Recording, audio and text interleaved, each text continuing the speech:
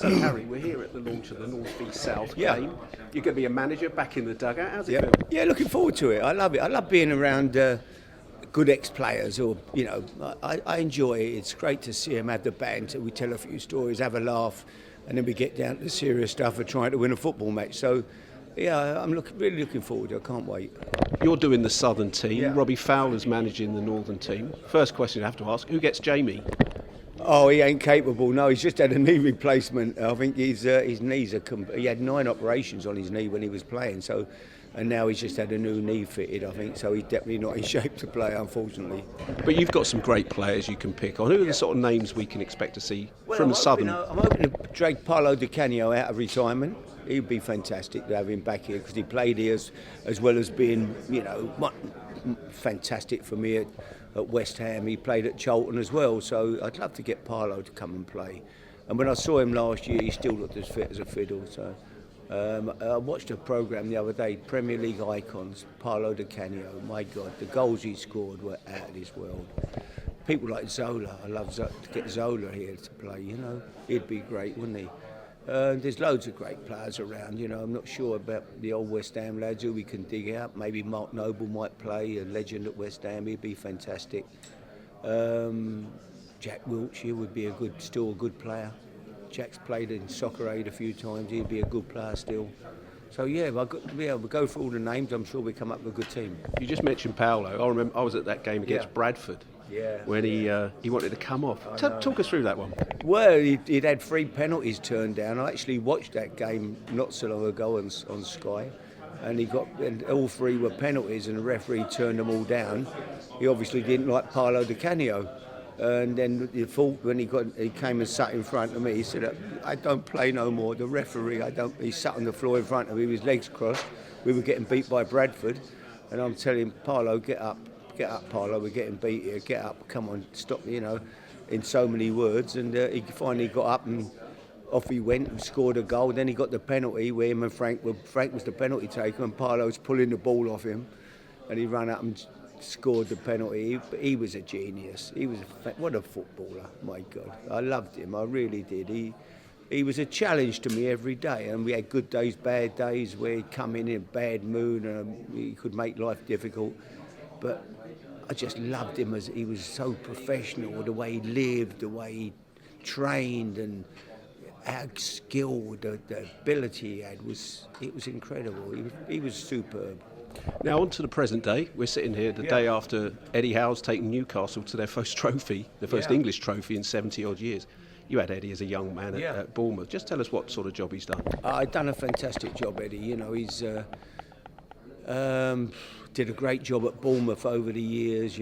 Took them from 4th division as it was then, or whatever, going out of business into the Premier League, which was incredible job. Incredible story, and then going to Newcastle, where he's done a wonderful job there again. Eddie's really just gets on with it. He's a quiet guy. Never see Eddie about. He lives 100 yards from me in Bournemouth. Don't think I've ever seen him in a restaurant, to be honest with you. Quiet. Leads a quiet life. Football mad, very studious. Good coach, manager. Yeah, he's made great signings. When you look back, only someone like Eddie would have signed Dan Burns. No one would have signed Dan Burns for Newcastle. Eddie took him. He took Trippier, a fantastic player, competitor. People like that, only an English manager would have signed them. No foreign manager would have ever took them to. So, they've recruited well. Great players, good midfield they've got. Fantastic centre forward. Relay Gordon's been a great signing from Everton. He's done a wonderful job there.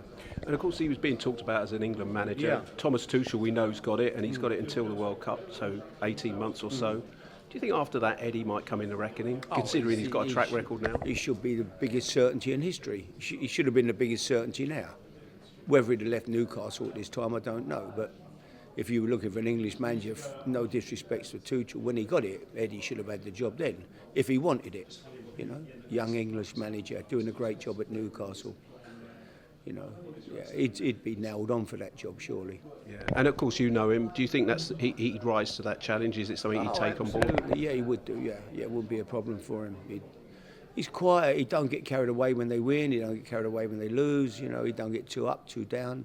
He gets on with it. Good coach. Gets out on the training ground every day, doing the coaching, working with the players, trying to improve them. He's got everything really nice. You know, he's not a big personality. He's a quiet man, but he's a studious football man, and he's top draw. And they talk about the first trophy being the most important one. Can Newcastle now push on and really start to win more? They can. I mean, they've got the nucleus of a squad there that is good enough. You know, next year will be tougher again. Man City will come again, surely. Liverpool will be there again. Arsenal, with one or two signings, will be bang there again. So it's not going to be easy. But yeah, nice to see them win the Carabao Cup. Yeah, I hear people say that it's only the Carabao Cup, but it doesn't matter what it was for Newcastle and Newcastle fans. It was their first trophy, so it's fantastic and enjoy it. And because they deserve it, Newcastle. Their fans are fantastic. They turn up every week in their black and white striped shirts and get behind their team. It's a great football club. And I think every neutral yesterday, I love Liverpool, but every neutral yesterday would have been delighted to see Newcastle finally win a trophy.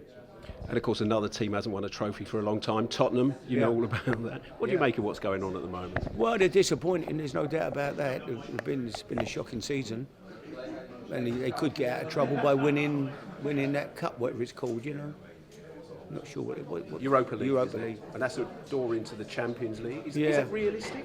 I don't think it should be a door into the Champions League, personally. No, I think the FA Cup winners should go into the Champions League, and then maybe people take the FA Cup more seriously again. So they get into the Champions League through that. It's a competition. Tottenham should be winning with that squad. At the start of the year, they were favourites.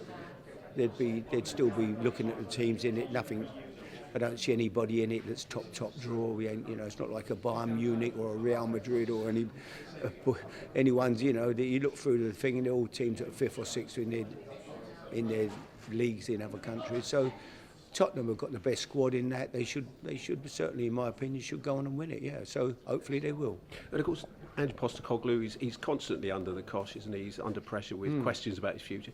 You never really faced that level of criticism, did you, at Spurs? No, but I didn't finish 15th. You know, I was never 15th. I was always there or thereabouts, top four. You know, so he's obviously they've not performed this year, have they? It's been a terrible season for him. I like Ange. I want to see him do well. I like to see him win this cup.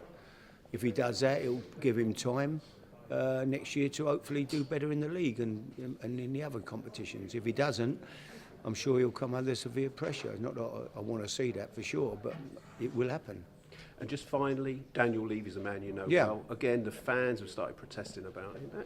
What would he look back at, however long he's at Tottenham, what will you look back on as Daniel Levy sort of He's done a fantastic job. You know, what can he do? They've spent money.